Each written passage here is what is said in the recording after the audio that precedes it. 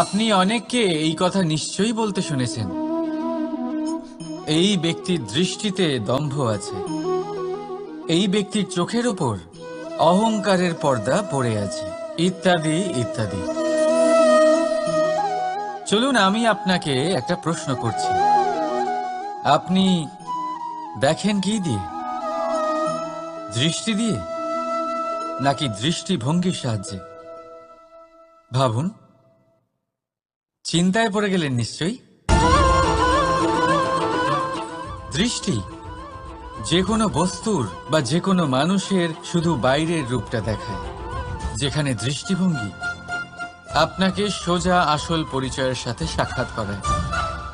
উদাহরণ হিসেবে চন্দ্র। চন্দ্র আমরা সবাই দেখেছি।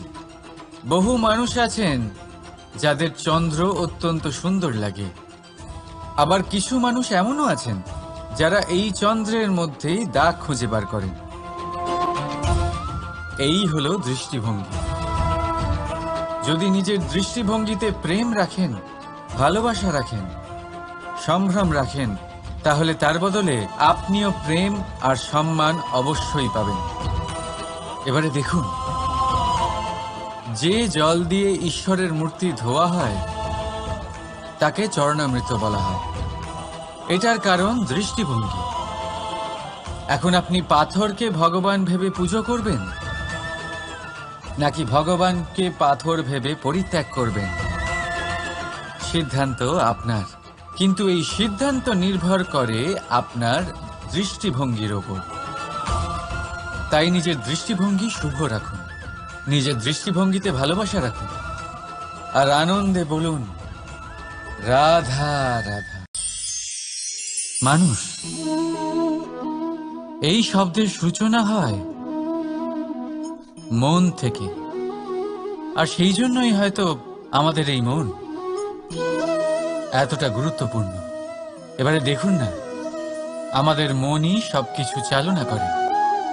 মনই সেই যে কল্পনা করে, মনই সেই যা কল্পনাকে বাস্তবে পরিণত করার জন্য পরিশ্রম করতে আমাদের প্রেরণা যোগায়।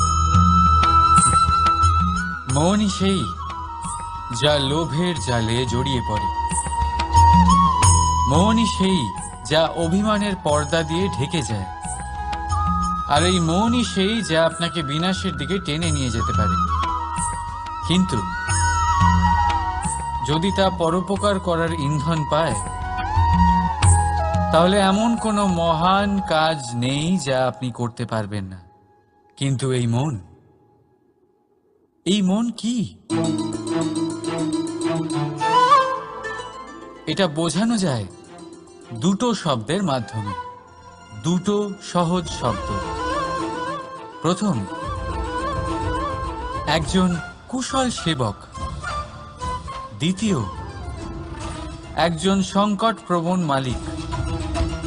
যদি আপনার এই মন আপনার নিয়ন্ত্রণে থাকে, তাহলে সে হলো আপনার সেবক। তাই আপনার অস্তিত্ব আছে।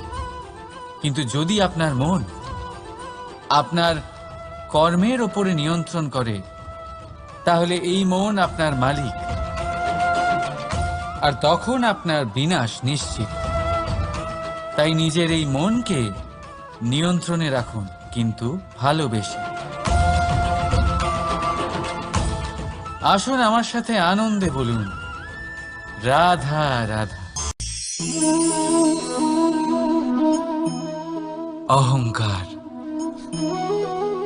এই শব্দটা সবাই শুনেছেন।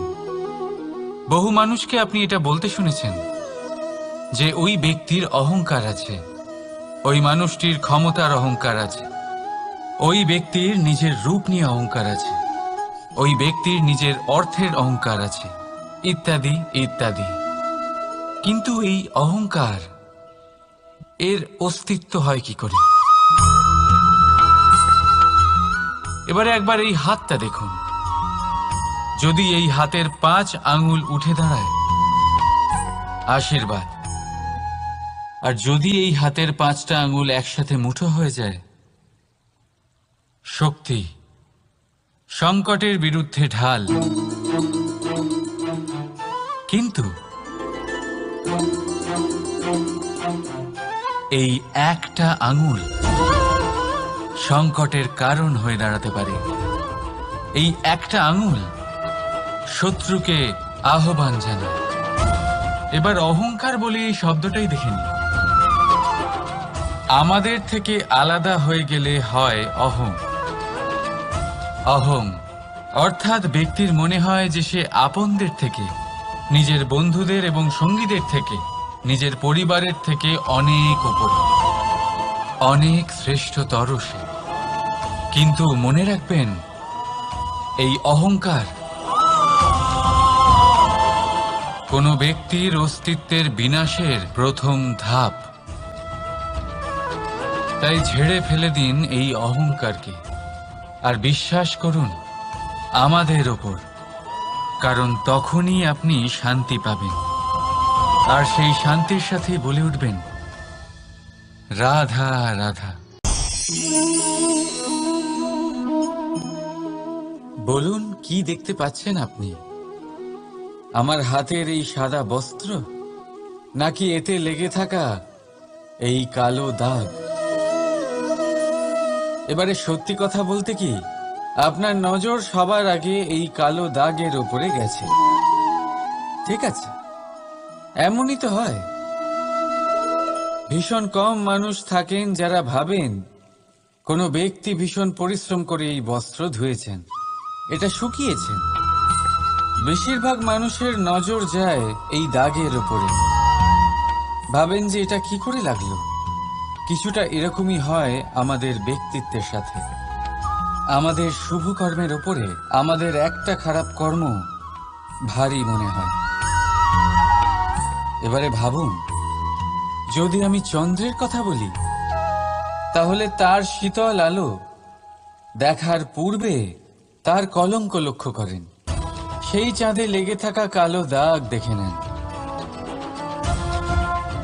সেই জন্যই বিশেষ করে যারা শুধুমাত্র শুভ চিন্তা করেন আর উপকারী কর্ম যারা করেন, তাদের আমি বলবো সাবধানে থাকবেন, কারণ আপনার একটা খারাপ কর্ম চিরকালের জন্য উদাহরণ হয়ে দাঁড়াবে। রাধা রাধা। কৌতুক অর্থাৎ হাসি, এটা জীবনে কতটা গুরুত্বপূর্ণ। আমরা সর্বদাই হাসতে চাই, আমরা সর্বদা অন্যের মুখে এই হাসি দেখতে চাই। কিন্তু এই কৌতুক অনেক প্রকারের হয়, আর এই কৌতুকের ভিত্তি কি সেটাও খুব গুরুত্বপূর্ণ। কৌতুক কেবল তখনই পাবেন যখন তা শুদ্ধ মন থেকে আসবে। কৌতুক তখনই পাবেন যখন তা সামনের জনকেও হাসিয়ে তার কষ্ট হরণ করবে। এবারে যদি কৌতুক হিংসার থেকে বেরোয়, তখন তা কটাক্ষ হয়ে যায়, সামনের মানুষের মনে আঘাত করে। তারপরে সে তৈরি থাকে যে কখন আপনার উপরে আবার প্রহার করতে পারবে। তাই যদি হাস্য কাউকে ছোট করার জন্য হয়, তা হাস্য নয়, উপহাস হয়ে যায়। আর তা সামনের জনকে আনন্দ নয়, শুধু অপমান দেবে। আর অপমানিত ব্যক্তির মন তিক্ত হয়ে থাকে। তাই মনে রাখবেন যে এই কৌতুক যেন কৌতুকই থাকে, তা উপহাস বা কটাক্ষ না হয়ে যায়। রাধা রাধা।